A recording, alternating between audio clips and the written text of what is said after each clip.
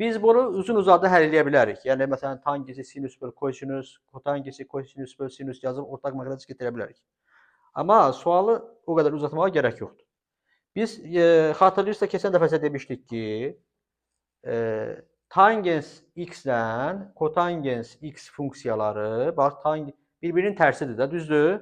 Tangens nəyə bərabərdir? 1 böl kotangens x-ə bərabərdir. Kotangens nəyə bərabərdir? 1 böl tangens x-ə bərabərdir. Və iki tərs ədədin cəmi də ən kiçik nə olurdu? 2. Ay sağ ol. Onda yazırıq ki, burada tangens x üstəgəl kotangens x böyük bərabərdir 2-dir. Yəni ən kiçik 2 qiymətini alır da. Amma niyə 2? Çünki x-i hansı rübdə verib? 3-cü rübdə verib.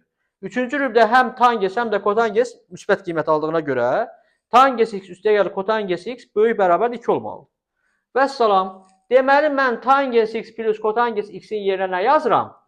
2 yazıram. Onda y bərabərdir kök altında 2 üstəgəl 7.